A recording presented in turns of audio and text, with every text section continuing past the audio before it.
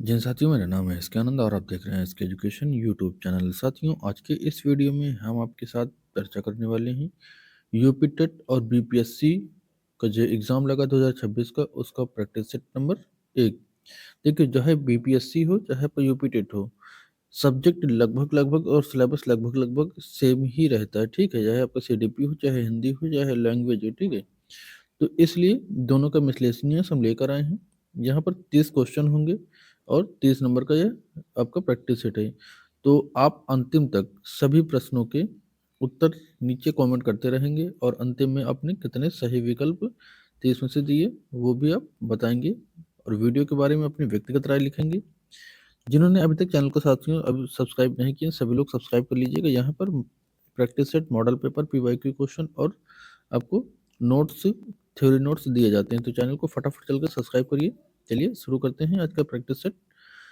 पहला, यहाँ पर पहला प्रश्न है, भाग फर्स्ट है। पहला प्रश्न कह रहा है कि हिंदी साहित्य के आदिकाल के लिए सिद्ध सामंत युग नाम किसके द्वारा दिए गए हैं? तो ये किसके द्वारा दिए गए हैं आपको ये बताना है। ऑप्शन आपके सामने है, आचार्य रामचंद्र शुक्ल, बी है डॉक्टर रामकुमार वर्मा, सी है राहुल शंकराचार्य और ऑप्शन डी है जॉर्ज ग्रियर्सन। तो ध्यान दीजिएगा। अच्छा, फटाफट इसको पहले आप आंसर नीचे दीजिए। ए का, ए बी सी जो भी डी लग रहा हो आप नीचे कमेंट करिए इसको। ठीक है, साथियों इसका सही जवाब क्या हो जाएगा? इसका सही जवाब हो जाएगा आपका ऑप्शन सी। ठीक है, ऑप्शन सी यानी कि राहुल शंकरचार्य। राहुल शंकरचार्य ने हिंदी साहित्य के आदिकाल को सिद्ध सामंत युग कहा है और आचार्य रामचंद्र शुक्ल ने इसे वीर गाथा काल कहा है। ठीक है, तो ध्यान रखेंगे। हिंदी साहित्य के आदिकाल के लिए सिद्ध सामंत किसने कहा? राहुल शंकराचार्य ने कहा। और इन्होंने क्या कहा? तो इन्होंने वीर गाथा काल कहा है। ठीक है, नेक्स्ट क्वेश्चन है, वीरों का कैसा हो बसंत कविता में रचयिता कौन है? मतलब जो वीरों का कैसा हो बसंत, इसके लेखक या रचयिता कौन है इस कविता के? सुभद्रा कुमारी चौहान ऑप्शन है, बी महादेवी वर्मा, सी सुमित्रा नंदन पंत, डी माखनलाल चतुर्वेदी। तो साथियों इसका सही जवाब जाएगा आपका ऑप्शन ए। ठीक है, ऑप्शन ए सुभद्रा कुमारी चौहान। वीरों का कैसा हो बसंत सुभद्रा कुमारी चौहान की प्रसिद्ध वीर रस प्रधान कविता है। ठीक है, तो ऑप्शन ए आपका यहाँ पे करेक्ट हो जाएगा।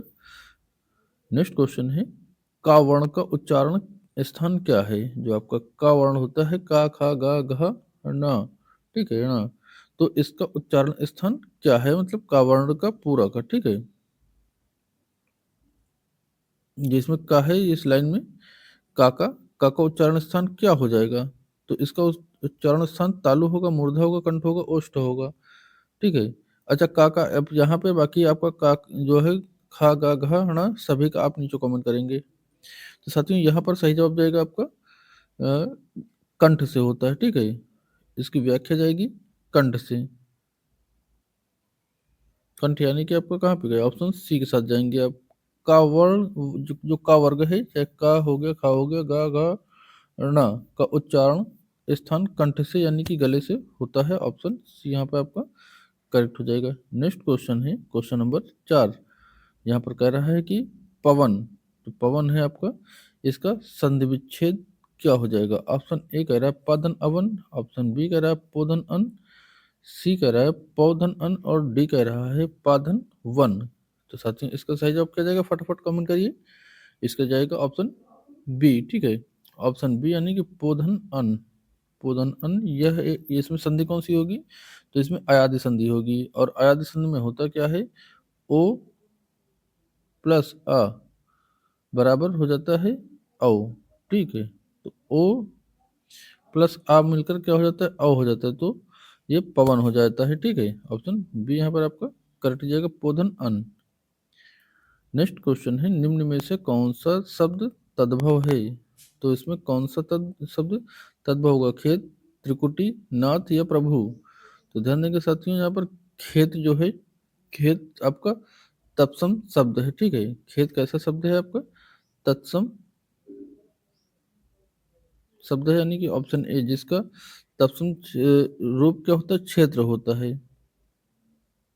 ठीक है, ये आपका तद्भव है, खेत जो है तद्भव है, जिसका तत्सम बनेगा क्षेत्र। ठीक है। नेक्स्ट क्वेश्चन है क्वेश्चन नंबर 6, यथाशक्ति में कौन सा समास है? यथाशक्ति जो है आपका, इसमें कौन सा समास है? बहुब्रीहि, तत्पुरुष, अव्ययी भाव या कर्मधारय? तो इसमें कौन सा समास होगा साथियों? तो फटाफट सभी लोग कमेंट करिए। इसका सही जवाब जाएगा आपका ऑप्शन सी, अव्ययी भाव समास। ठीक है। यथाशक्ति का अर्थ है शक्ति के अनुसार। इसमें पूर्व पद प्रधान है और अव्यव है, अतः यह अव्ययी भाव समास होगा। ठीक है। नेक्स्ट क्वेश्चन है, मुहावरा किस शब्द का है? जो मुहावरा है, मुहावरा, एक मिनट, हाँ, ये किस शब्द का है? आपका हिंदी का है, अरबी का है, फारसी या तुर्की? तो सही जवाब क्या हो जाएगा इसमें? मुहावरा मूल रूप से अरबी का है। ठीक है, मूल रूप से अरबी है, जिसका अर्थ अभ्यास करना या बातचीत करना होता है। तो ध्यान देंगे, जो मुहावरा हिंदी में पूछा जाता है, ये हिंदी का शब्द नहीं है। कहाँ का है ये? उर्दू उर्दू सॉरी, ये अरबी का है। ठीक है, अरबी का है मुहावरा शब्द। नेक्स्ट क्वेश्चन है, श्रृंगार रस का स्थायी भाव क्या होता है? उत्साह, शोक, हास्य या फिर रति? तो ध्यान देंगे, जो श्रृंगार होता है साथियों, श्रृंगार, इसका जो स्थायी भाव बनेगा ये रति बनेगा। ठीक है, रति। श्रृंगार रस को रसराज कहा जाता है, इसका स्थायी भाव रति यानी कि प्रेम होता है। श्रृंगार में आपका प्रेम या रति होता है। ठीक है। अगला प्रश्न है, चौपाई कि प्रत्येक चरण में कितनी मात्राएं होती हैं? तो चौपाई में क्या 11, 13, 16, 24? तो चौपाई में साथियों 16-16 मात्राएं होती हैं। प्रत्येक चरण में 16-16 मात्राएं होती हैं। चौपाई एक सममात्रिक छंद है। कैसा है? तो सममात्रिक है। ठीक है, सममात्रिक छंद है, जिसमें 16-16 मात्राएं होती हैं। अगला क्वेश्चन आपके सामने कह रहा है कि तरनी तराजू तरनी तनुजा तट तमाल तरुवर बहुछाए में कौन सा अलंकार है? यानी कि यहाँ पर ता की रिपीट हो रहा है बार बार। तो इसमें कौन सा अलंकार पूछा है कि है? अनुप्रास, यमक, श्लेष या फिर उपमा? तो कौन सा अलंकार हो जाएगा यहाँ पे? सही जवाब जाएगा आपका अनुप्रास। ठीक है, अनुप्रास इसकी जो परिभाषा क्या होती है? जहाँ एक ही वर्ण की आवृत्ति बार बार हो तो वहां पर अनुप्रास अलंकार होगी। और यहाँ पर किसकी आवृत्ति हुई? तो ता की, ता ता ता ता ता। ठीक है, तो ता की आवृत्ति बार बार हुई, इसलिए यहाँ पे क्या हो जाएगा? अनुप्रास अलंकार हो जाएगा। ठीक है।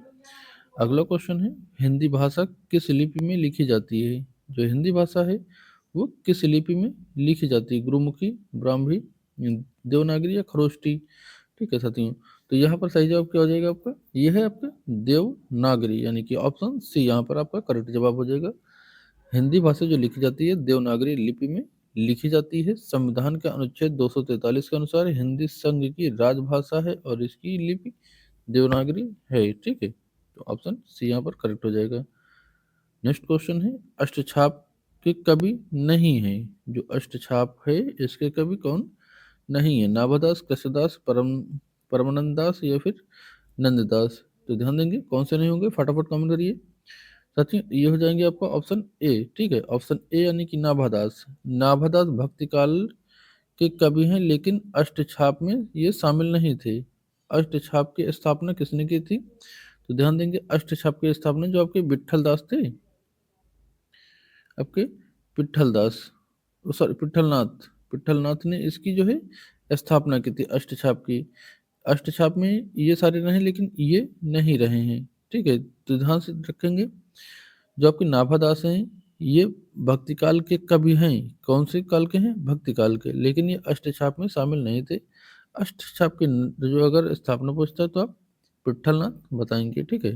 नेक्स्ट क्वेश्चन है, जो वाणी द्वारा व्यक्त न किया जा सके, वाक्यांश का एक शब्द क्या हो जाएगा? यानी कि जो वाणी के द्वारा एक एक शब्द में, मतलब वाणी के द्वारा व्यक्त न किया जा सके, उसका एक शब्द क्या बनेगा? तो क्या ऑप्शन ए कर रहा है? आत्म साक्षात्कार बनेगा, सहानुभूति बनेगा, अनिवार्य अनिवार्य बनेगा या फिर रहस्य बनेगा? तो ये बनेगा साथियों क्या? ऑप्शन सी, अनिवर्चनीय। ठीक है, अनवर्चनीय यानी जिसे वचन या वाणी के द्वारा कहा न जा सके, उसे आप अनिर्वचनीय कहेंगे। ऑप्शन सी के साथ जाएंगे। नेक्स्ट क्वेश्चन आपके सामने कह रहा है उतधनहार। उतधनहार के योग में कौन सा शब्द बनेगा? तो क्या उतार उतार बनेगा, आहार बनेगा, उदार बनेगा, या फिर उद्धार बनेगा? ठीक है, तो इसमें बनेगा क्या? सही जवाब हो जाएगा आपका ऑप्शन डी, उद्धार। ठीक है, यह व्यंजन संधि का उदाहरण है। ता धन हा। ठीक है, देखिए ता धन हा, ये मिलने पर क्या बनता है आपका? आदता और हा, ये बन जाएगा ता। और ता का दा, ता का क्या हो जाता है मिलने पर? ता। और दा का दा। और हा मिलने पर क्या हो जाएगा? धा हो जाता है। ठीक है, तो आपका उद्धार बनेगा, ऑप्शन डी यहाँ पे हो जाएगा, उद्धार बराबर उद्धार। घोटक शब्द का तद्भव रूप क्या है? घोटक शब्द का तद्भव रूप क्या बनेगा? है, अश्व, घोड़ा, या तुरंग? ठीक है, तो घोड़ा का क्या होता है साथियों? आपका घोड़ा जो घोटक है, घोटक, घोटक शब्द तत्सम है और इसका तद्भव घोड़ा बनेगा, यानी कि ऑप्शन यहाँ पे सी के साथ आप जाएंगे। ठीक है, घोटक का जो है तद्भव बनता है, ध्यान देंगे, तत्सम जो है घोटक है, लेकिन इसका तद्भव घोड़ा बनेगा। ठीक है, नेक्स्ट क्वेश्चन है हिंदी, जो हिंदी प्रदीप है, इसकी पत्रिका के संपादक कौन है? हिंदी प्रदीप पत्रिका के संपादक कौन है? ऑप्शन ए कह रहा है कि Ramakrishna Bhatt, option B Pratap Narayan Mishra, option C निराला, ऑप्शन डी पंत। तो कौन होगा साथियों? ये हो जाएंगे आपके बाण भट्ट। कौन होगा? बाण भट्ट, यानी कि ऑप्शन सी आप, सॉरी ऑप्शन ए आपका करेक्ट हो जाएगा, बाण भट्ट। ठीक है, हिंदी प्रदीप जो लिखी गई थी, कब लिखी गई थी? 1877 ईस्वी में लिखी गई थी। ठीक है, 1877 ईस्वी में हिंदी प्रदीप का संपादन भारतेंद्र युग के निबंधकार बालकृष्ण भट्ट ने किया था। ठीक है, नेक्स्ट क्वेश्चन है निम्नलिखित में से कौन सा शब्द शुद्ध है? तो इसमें कौन सा शब्द इसमें से शुद्ध होगा? आशीर्वाद, ये वाला आशीर्वाद, या ये, तो कौन सा इसमें सही हो जाएगा? ठीक है, तो साथियों आपका ऑप्शन सी जाएगा, ये वाला ऑप्शन जो है आशीर्वाद का, ये सही है। ठीक, आ, फिर सा में बड़ी की मात्रा, फिर वा में आधा रा, फिर दा। ठीक है, इसमें रा का उच्चारण सा के बाद होता है, इस और इसलिए रेफ व पर लगता है। ठीक है, जो रेफ लगता है रा वाला, ये वा के ऊपर लगता है। ठीक है, तो आपका ऑप्शन सी यहाँ पे आपका करेक्ट हो रहा है। नेक्स्ट क्वेश्चन है चाकू का जो बहुवचन क्या बनेगा? जो चाकू शब्द है आपका, इसका बहुवचन क्या बनेगा? ऑप्शन ए चाकुओं, बी चाकुओं, सी चाकू, या फिर चाकुएं? तो इसका सही जवाब जाएगा आपका ऑप्शन कौन सा? सी जाएगा। ठीक है, ऑप्शन सी जो है ये आपका चाकू का चाकू ही रहता है। कुछ आकारांत या उकारांत पुल्लिंग शब्दों का एक वचन और बहुवचन समान होता है, जैसे आपका चाकू हो गया। ठीक है, साधु हो गया, साधु का भी बहुवचन साधु ही रहेगा। पिता हो गया, तो पिता का बहुवचन ही पिता ही रहेगा। ठीक है, इनमें बदलाव नहीं होता है, तो ध्यान रखेंगे। चाकू हो गया आपका, साधु और पिता, इनका चाहे कोई भी वचन पूछेगा, बहुवचन पूछे या एक वचन पूछे या द्विवचन पूछे, ये same to same as it is यही रहेंगे। ठीक है, इनमें कोई बदलाव नहीं होगा। नेक्स्ट है कारक के कितने भेद होते हैं? तो कारक के कितने भेद होते हैं? 7, 8, 9 या 16, 6? ठीक है, साथियों कारक के कितने भेद होते हैं? 8 भेद होते हैं। ठीक है, कितने भेद? 8 भेद होते हैं कारक के, यानी कि हिंदी में कारकों की संख्या 8 मानी गई है। कितनी? 8 मानी गई। कौन कौन से? कर्ता हो गया, ठीक है, कर्म हो गया, और कारण हो गया, कारण, फिर संप्रदान, ठीक है, संप्रदान, अपादान, और संबंध, संबंध, अधिकरण और संबोधन। तो टोटल 8 होते हैं। ठीक है, टोटल 8 होते हैं ये। नेक्स्ट है चिंतामणि, किसका निबंध संग्रह है? जो चिंतामणि है ये किसका निबंध संग्रह है? आपका ऑप्शन ए कह रहा है बाल मुकुंद गुप्त, बी हजारी प्रसाद द्विवेदी, सी राजमंद्र शुक्ल, डी श्याम कुमार दास। ठीक है, तो किसका है ये? तो फटाफट सारे लोग जवाब देंगे किसका है चिंतामणि। ये साथियों सही जवाब जाएगा आपका ऑप्शन सी के साथ। ठीक है, ऑप्शन सी, यानी कि रामचंद्र शुक्ल। ऑप्शन सी रामचंद्र शुक्ल हो जाएगा इसमें, यानी कि चिंतामणि आचंद्रराम शुक्ल की प्रसिद्ध निबंध संग्रह है, जो कितने भागों में है? तो ये 4 भागों में। चिंतामणि कितने भागों में है? 4 भागों में याद रखेंगे। नेक्स्ट आपका मृगावती किसकी रचना है? जो मृगावती है ये किसकी रचना है? उस्मान की, मंझन की, आपका कुतबन की, फिर जायसी की। ठीक है, तो ये किसकी बनेगी? आपकी कुतबन की। ठीक है, कुतबन यानी कि ऑप्शन सी के साथ आप जाएंगे, कुतबन, ऑप्शन सी इसमें करेक्ट हो जाएगा। नेक्स्ट है अंक और आहा को क्या कहा जाता है? जो अंक और आहा है इसको क्या कहा जाता है? स्वर, व्यंजन, अयोगवाह या फिर संयुक्त वर्ण। ठीक है, तो इसका सही जवाब क्या हो जाएगा आपका? अयोगवाह कहा जाता है इसका। ठीक है, ऑप्शन सी हो जाएगा अयोगवाह। लेकिन यहाँ पर भी ध्यान रखेंगे, जो आपका ये है अंक, ठीक है, अंक को क्या कहोगे? अनुसार। क्या कहोगे? अनुस्वार, अनुस्वार कहोगे। और जो ये है आहा, इसको कहोगे आप विसर्ग। क्या कहोगे? विसर्ग कहोगे। इसको जो है अयोगवाह कहा जाता है। ये न तो पूर्णतः स्वर होते हैं न ही व्यंजन होते हैं। ठीक है, तो इसको क्या कहोगे? अयोगवाह। नेक्स्ट है जिसकी लाठी उसकी भैंस, लोकोक्ति का क्या अर्थ होता है? ठीक है, तो लोकोक्ति है जिसकी लाठी उसकी भैंस, इसका अर्थ क्या है? शक्ति का बोलबाला होता है, लाठी के बल पर भैंस ले जाना, या फिर भैंस लाठी से डरती है, या फिर कमजोर की कोई नहीं सुनता। तो इसका सही जवाब क्या हो जाएगा आपका? ऑप्शन ए हो जाएगा। ठीक है, ऑप्शन ए का मतलब जिसकी शक्ति का बोलबाला होता है। शक्ति का क्या होता है? बोलबाला होता है। अर्थात इसका अर्थ क्या होता है? तो जो बलवान होता है उसकी बात मानी जाती है या उसी का अधिकार होता है। ठीक है, तो ऑप्शन ए आपको यहाँ पे करेक्ट हो जाएगा। नेक्स्ट क्वेश्चन है भूखे को अन्न दो और प्यासे को पानी, वाक्य का कारक क्या है?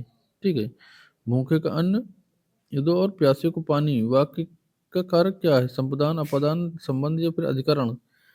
ठीक है, तो आपका ये हो जाएगा संपदान। ठीक है, संपदान यानी कि आपका ऑप्शन ए यहाँ पे करेक्ट हो जाएगा। यानी जब किसी को कुछ दिया जाता है या किसी के लिए कुछ किया जाता है तो वहां पर संपदान कारक हो जाएगा। इसका जो चिन्ह क्या होगा? तो को, का या के।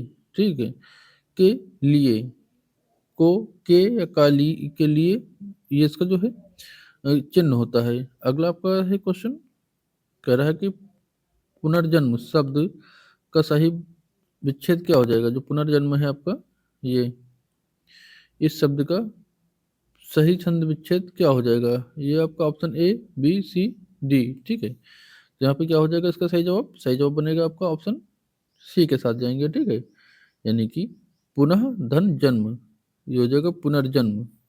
यहाँ पर संधि कौन सी होगी? यहाँ पे आपकी विसर्ग संधि होगी। कौन सी संधि? विसर्ग संधि होगी। विसर्ग संधि के बाद घोष वर्ण पर विसर्ग र में बदल जाता है। ठीक है, तो आपका ये पुनर्जन्म हो जाएगा। नेक्स्ट है बीजक किसकी रचना है? बीजक रचना का संग्रह कौन कौन कौन है? यानी कि बीजक किसने लिखी है आपको सीधा सीधा ये बताना है। तो क्या सूरदास की रचना है ये, कबीर की है, तुलसी की, जयसी की है? ठीक है, साथ ही इसका सही जवाब क्या जाएगा आपका? कबीर दास। ठीक है, ऑप्शन बी के साथ जाएंगे, कबीर दास। कबीर दास की वाणी का संग्रह जिसके शिष्य धर्मदास ने पीजक नाम से किया था, इसका 3 भाग हैं, सखी, शाबद और रामायणी। ठीक है, अगला है आपका वनवास में कौन सा समास है? वनवास में कौन सा आपका समास है? तत्पुरुष, कर्मधारय, द्वंद्व या फिर बहुब्रीहि। तो ध्यान देंगे साथियों, यहाँ पर आपका जाएगा किसके साथ? ऑप्शन ऑप्शन ए के साथ जाएंगे। ठीक है, यानी कि आपका वनवास में तत्पुरुष है। वनवास अर्थात वन में वास करने वाला, यहाँ पर अधिकरण कारक विभक्ति का लोप है, अतः यह जो कौन सा बनेगा? तत्पुरुष समास बनेगा इसलिए। ठीक है, नेक्स्ट क्वेश्चन है आंख की किरकिरी होने का अर्थ क्या है? आंख की किरकिरी होने का अर्थ क्या है? अप्रिय लगना, धोखा देना, कष्टदायक होना या फिर बहुत अधिक प्रिय होना। तो हो जाएगा आंख में किरकिरी यानी कि अप्रिय लगना। ऑप्शन ए इसका सही हो जाएगा। आंख की किरकिरी का अर्थ होता है अच्छा न लगना या अप्रिय लगना। ठीक है, ऑप्शन यहाँ पर ए के साथ जाएगा। अगला क्वेश्चन है क्वेश्चन नंबर 29, कह रहा है विनय पत्रिका की भाषा कौन सी है? तो विनय पत्रिका की भाषा जो है ये कौन सी है? अवधी, खड़ी बोली, ब्रज भाषा या फिर अपभ्रंश? ठीक है साथियों, तो इसका जाएगा ऑप्शन सी के साथ जाएंगे, ब्रजभाषा किसके साथ जाएंगे? ब्रजभाषा के।